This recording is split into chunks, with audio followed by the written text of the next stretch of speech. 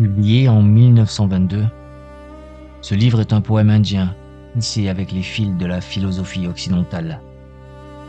Il est devenu un baume pour des générations d'âmes en quête de sens, un chemin tracé, non pas dans le sable, mais à l'intérieur de vous. Car l'histoire de Siddhartha, que je vais vous confier, n'est pas celle d'un homme qui trouve une réponse, elle est bien plus précieuse. C'est l'histoire d'un homme qui comprend que la seule réponse valable est celle que l'on découvre par soi-même, et que la plus grande sagesse ne se trouve pas au sommet d'une montagne inerte et figée, mais dans le courant d'une rivière qui contient, dans chaque goutte, le monde entier.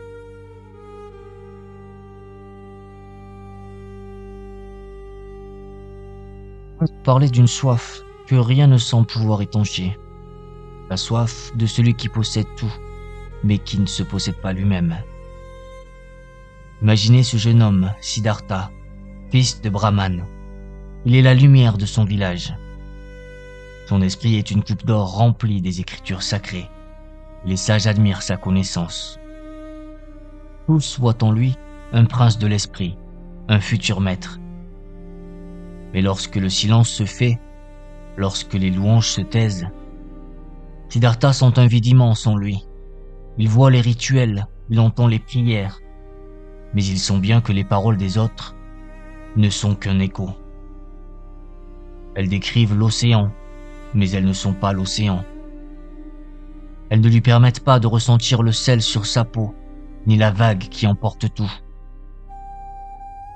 La connaissance héritée est une cage dorée, et son âme aspire au grand large.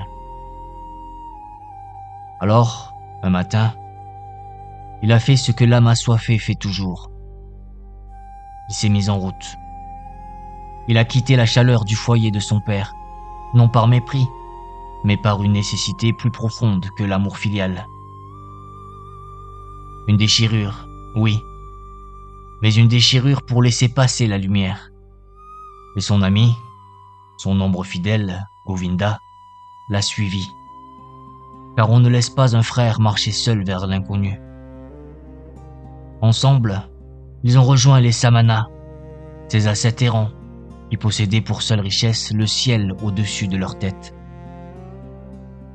Avec eux, Siddhartha a appris l'art de se dépouiller.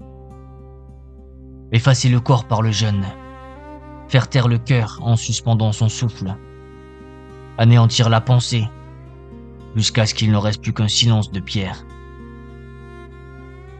Il cherchait à tuer son moi, ce petit soi agité et bruyant, pensant qu'en le détruisant, il trouverait enfin le grand soi, l'Atman universel. Il a poussé cette discipline plus loin que quiconque, devenant un maître dans l'art de la négation. Au bout de ce chemin de privation, il a fait une découverte terrible et libératrice. Il a réalisé que fuir son corps, fuir ses désirs, fuir sa faim, ce n'était qu'une autre forme de fuite. Anesthésier la douleur n'est pas la comprendre. Il avait simplement échangé une doctrine contre une autre, une prison confortable contre une prison austère. C'est là, au sommet de sa maîtrise, que la vérité a éclaté en lui, simple et tranchante. Il s'est dit : j'ai appris à jeûner, et j'ai appris à attendre, j'ai appris à penser. Ce sont là de grandes choses. Mais le soi, où était-il ?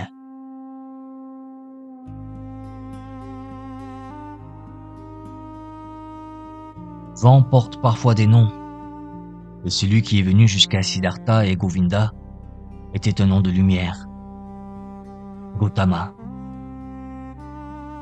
On disait de lui qu'il était le Bouddha, l'éveillé, celui qui avait brisé la roue des souffrances, trouvé la paix. Pour deux âmes qui avaient épuisé la voie de la privation, cette promesse était comme une source d'eau fraîche dans le désert. Ils se sont donc mis en route pour écouter sa parole. La rencontre fut un moment de grâce pure. Dans la présence de cet homme, il n'y avait ni effort, ni doute. Seulement une paix si profonde, si vaste, qu'elle semblait pouvoir contenir le monde entier. Pour Govinda, c'était l'aboutissement. Il avait trouvé son port, son refuge. Il a immédiatement décidé de rejoindre la communauté de l'éveillé, son cœur enfin apaisé. Mais Siddhartha, lui, est resté silencieux. Il a écouté chaque mot de la doctrine parfaite de Gautama.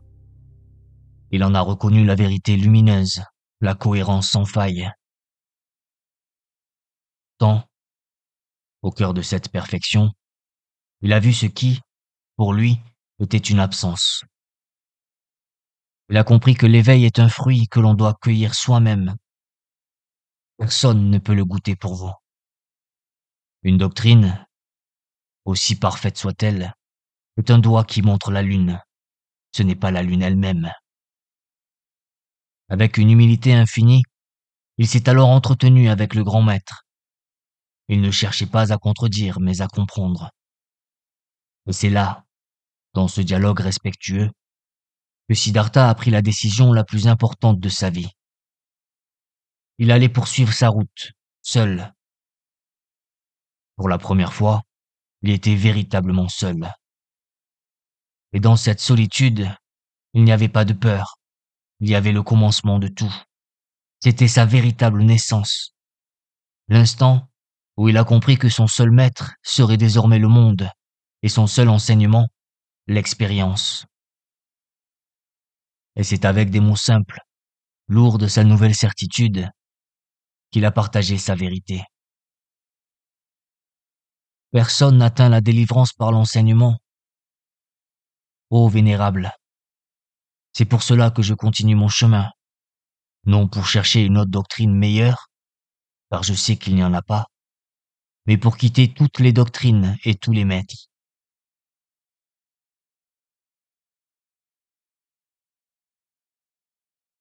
Lorsqu'on a vidé sa coupe de tout le savoir des autres, il faut bien la remplir à nouveau, mais cette fois, avec l'eau vive du monde.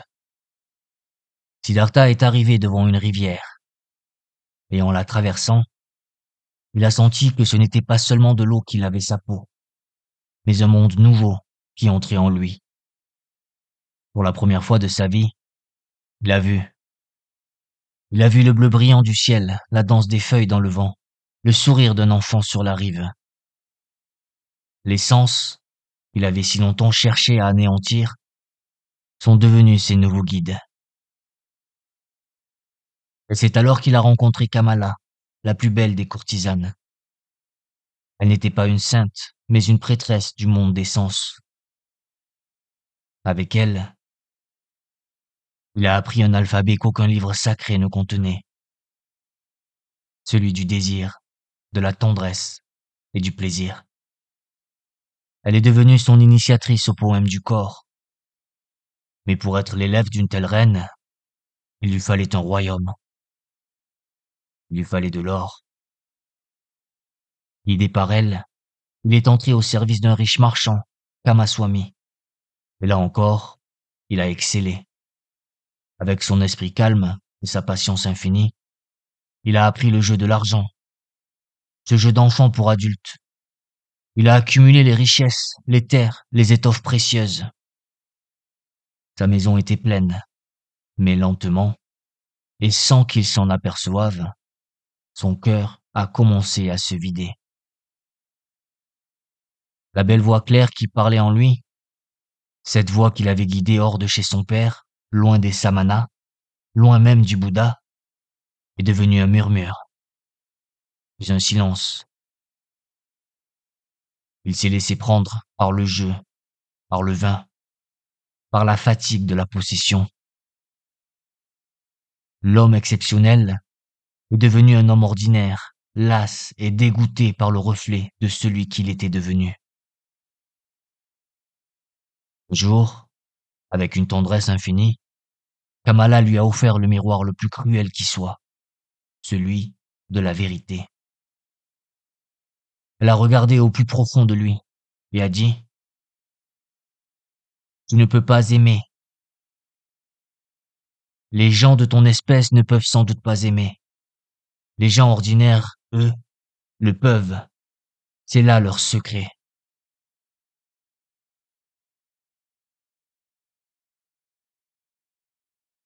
Il y a une fatigue plus lourde que le travail ou le chagrin. C'est la fatigue de l'âme, lorsque le chemin que vous avez suivi se révèle n'être qu'un cercle. Une nuit, le goût de la vie est devenu cendre dans la bouche de Siddhartha. Le vin, les richesses, les caresses, tout n'était plus qu'une parodie vide.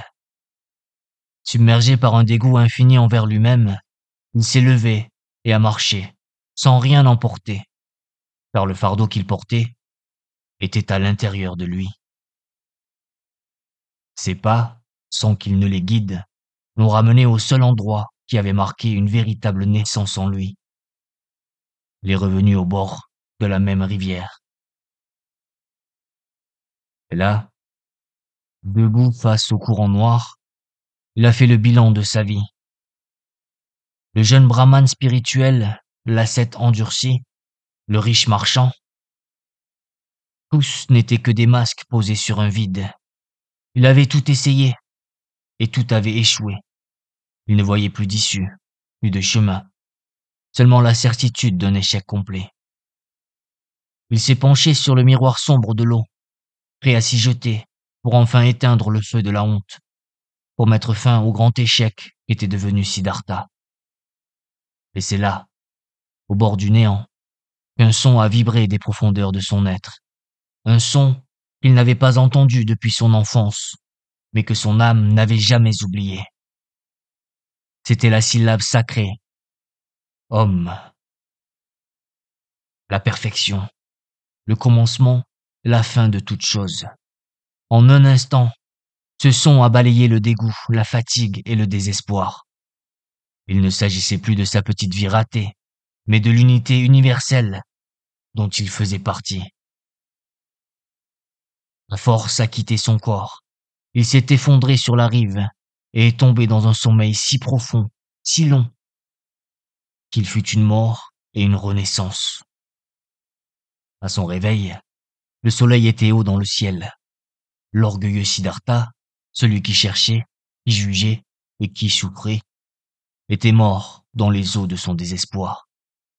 À sa place se tenait un homme nouveau, un homme silencieux, apaisé, un homme humble, enfin prêt à apprendre. Et en lui, une pensée a fleuri, douce comme la première lumière du matin. Il se sentait renaître. Lentement, il prononça le mot homme, sur lequel il s'était endormi, et il lui sembla que toute sa longue torpeur n'avait été qu'une longue méditation de ce mot.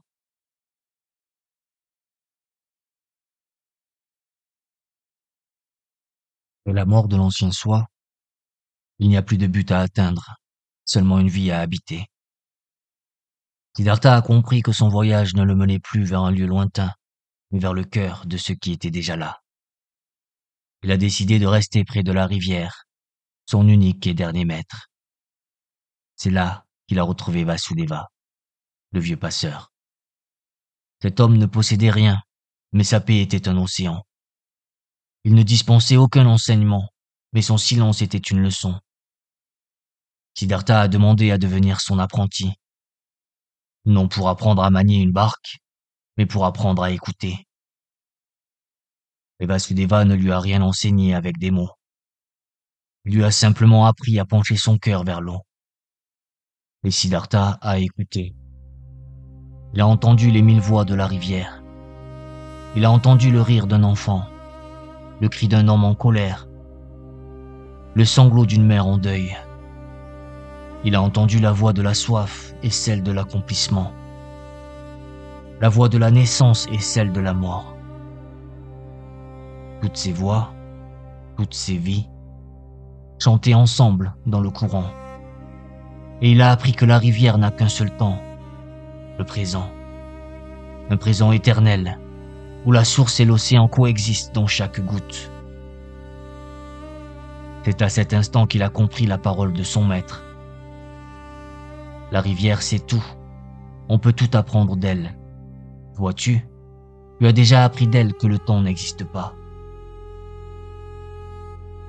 Mais la sagesse, si elle n'est pas éprouvée par la douleur de l'amour, reste une chose fragile. Un jour, la rivière lui a apporté une dernière blessure, la plus profonde. Kamala est apparue, mourante, mordue par un serpent. Et avec elle, un jeune garçon rebelle, son fils. Cœur de Siddhartha, qui avait trouvé la paix avec l'univers, s'est rouvert sur une blessure unique, brûlante.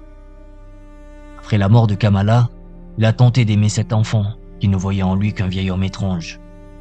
Il a souffert du rejet, de l'impuissance, de cet amour qui enchaîne.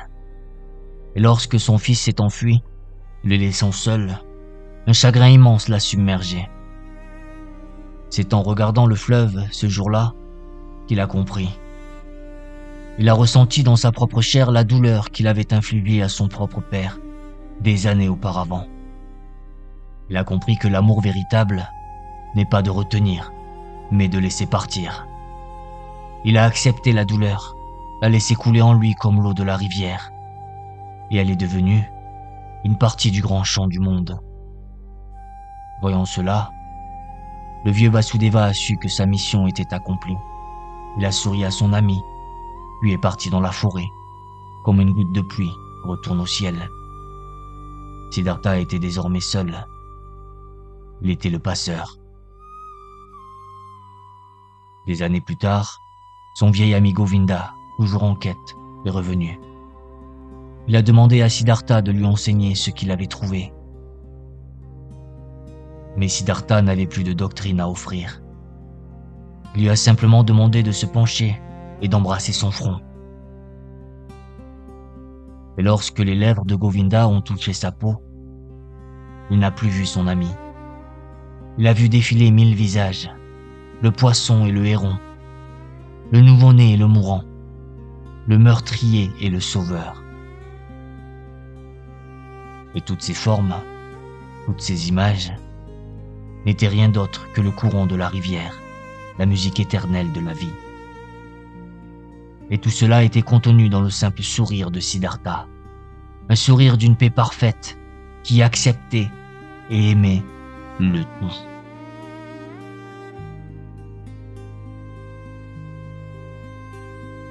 Le parcours de Siddhartha, vous le voyez, n'est pas une ligne droite tendue vers un sommet, c'est une spirale.